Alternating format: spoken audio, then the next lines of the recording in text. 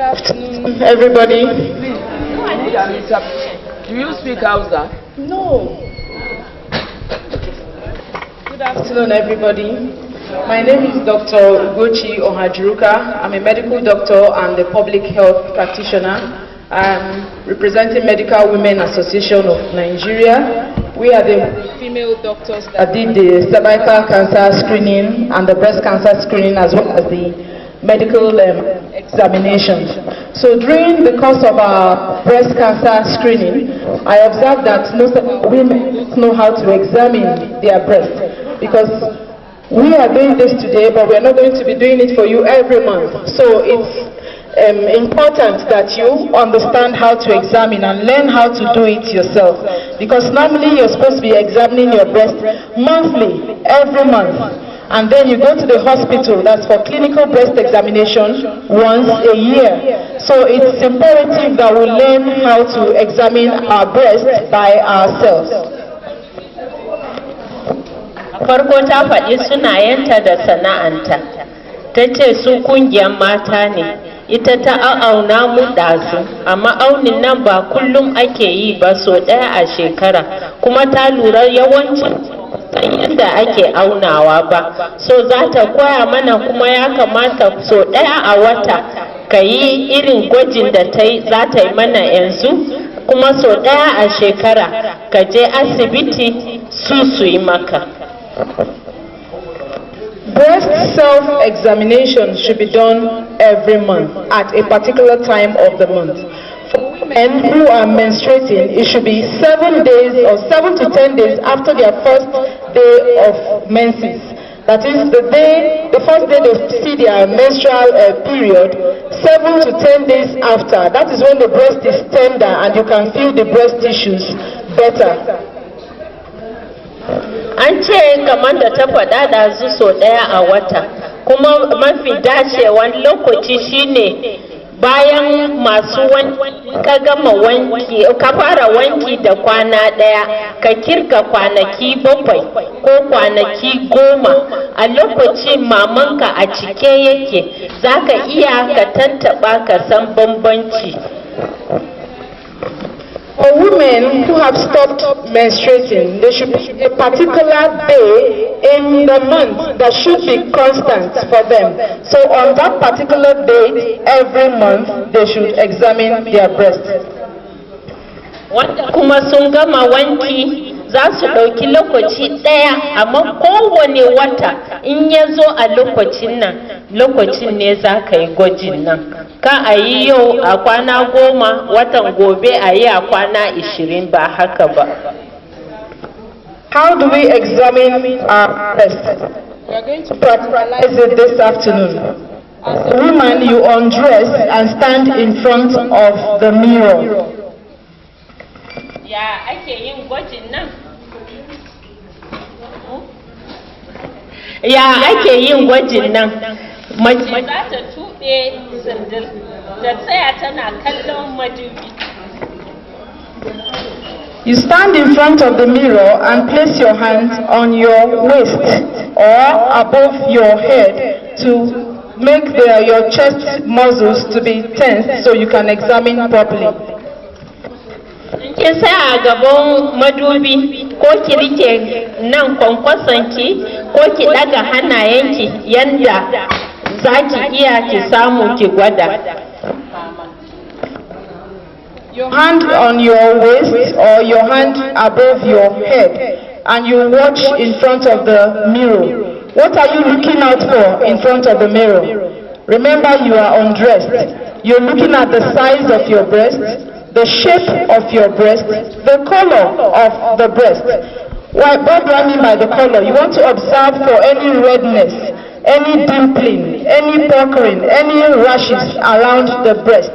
For the size, you want to see, normally it's normal for a woman's breast for one to be slightly bigger than the other one. But if it's visibly and outrageously bigger, you should be worried.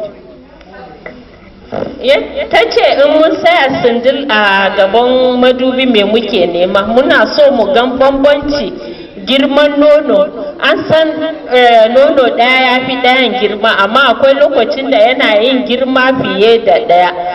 akwai kumburi ne, yayi ja yafi na da ne, ko akwai abin da ka gani da ba daidai ba, shi za ka yi lura da shi.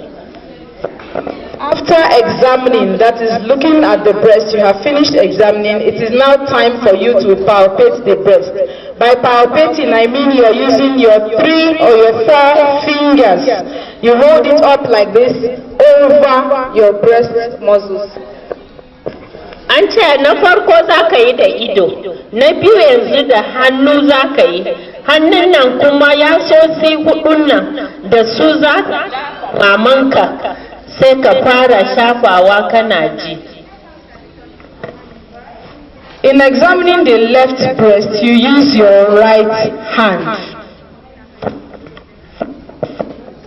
In ina son auna mamana na hagu, zan yi amfani da hannun dama in auna mama. You raise up your right, you use your right to raise up your left and examine under your armpits and around the armpit area. Zan yi amfani da hannun dama, daga hannun hagu. In na daga, zan yi amfani da yatsoci guda. Yanzu ina son san a gindin hammatana da gindin nono ko akwai kumburi ko wani abu.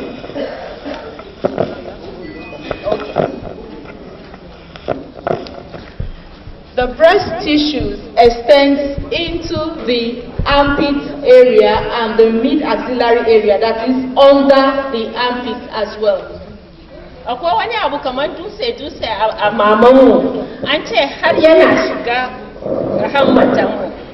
Now you are doing the deep palpation and then the external palpation, that is, you want to press deeply to see if you feel any lump inside, and then you try to feel above it as well.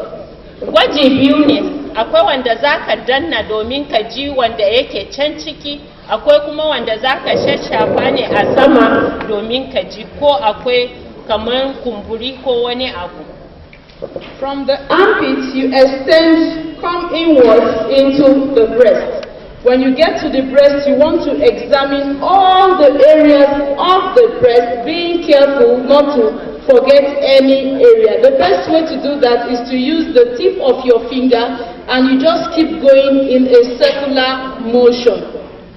In ana awo din ana fara daga hammata, yasosin nan da ka ajiye za ka yi ta yi har ka zagaya duk mama.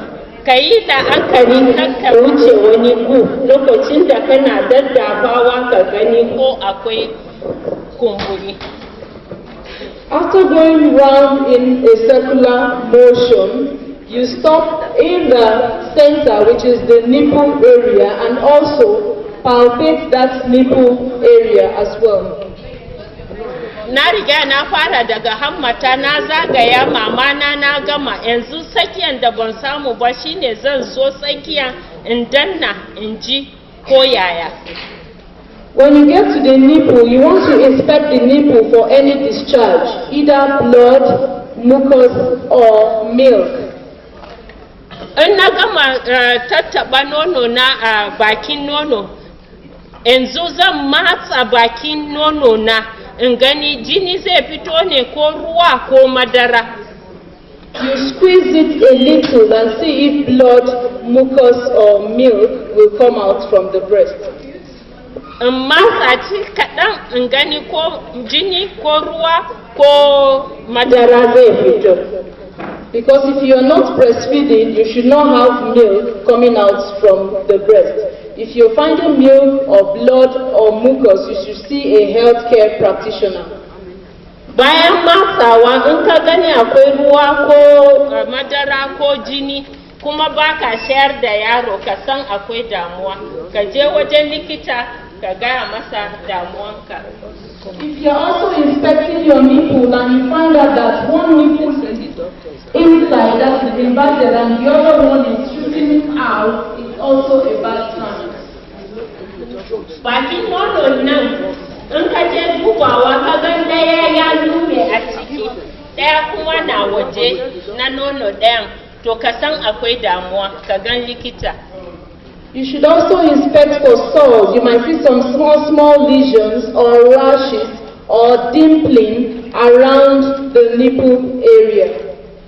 A wajen bakin maman nan zai yiwu akwai kumburi, zai yiwu akwai lotsewa, wani abin da yana yin haka bakinmu, da kuma ko kuma kurarraje kamar 'ya'yan gumi a kai, amma akwai bambanci.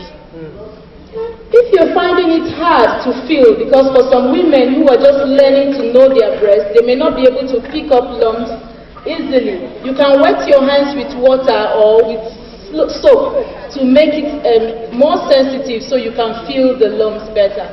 An ce in farkon gwaji ne watakila ba za mu gane abin da muke nema ba, mu jika yasosi mu guda hudu nan ko cikin ruwa haka ko ruwan sabulu, sai mu bi kamar da ta faɗa daga ammata mu yi kewayewa mu dawo bakin nan, ta wajen haka za mu sani.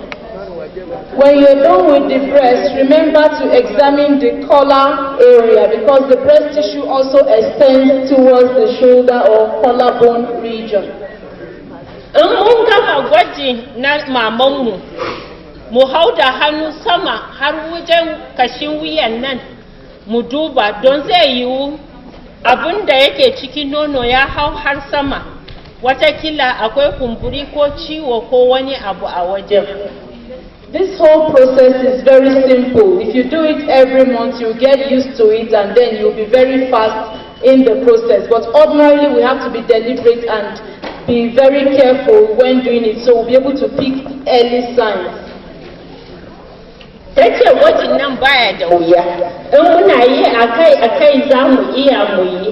In kuma muna yi mu yi la'akari, mu yi ta dubawa mu saurara ko me muka samu. When you're through with the right breast, you do the same thing for the left breast.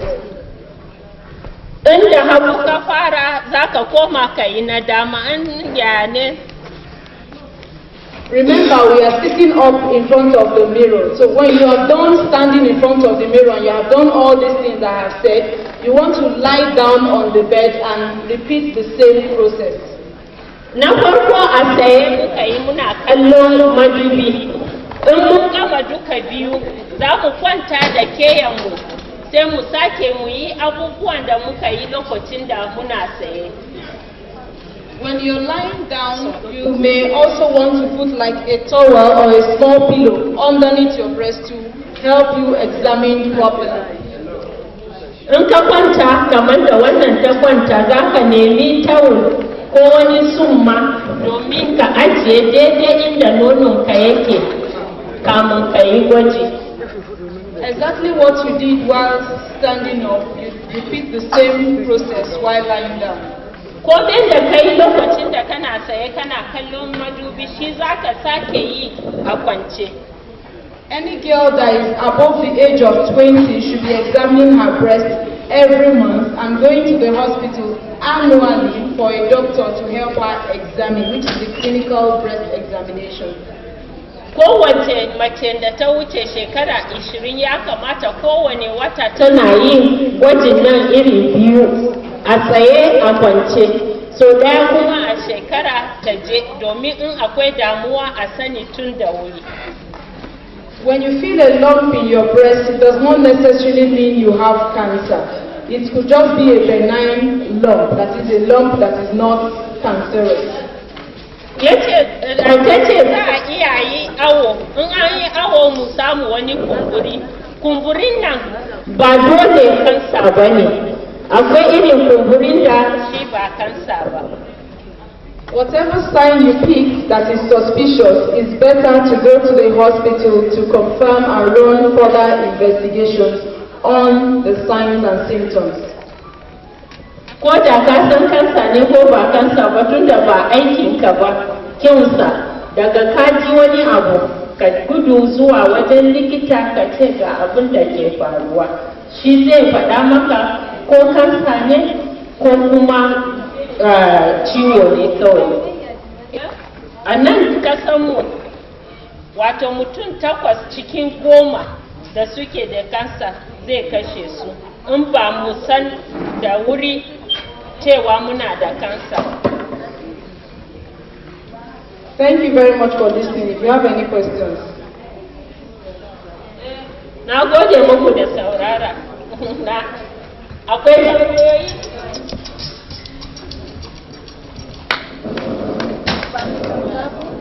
Akwai tambaya an ba mu a kada hannu.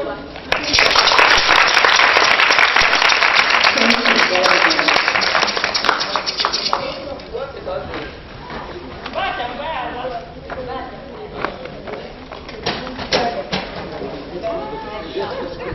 Thank you very much. Thank you very much. We want to thank the doctor and the interpreter for not getting tired. Shall we appreciate them the usual way?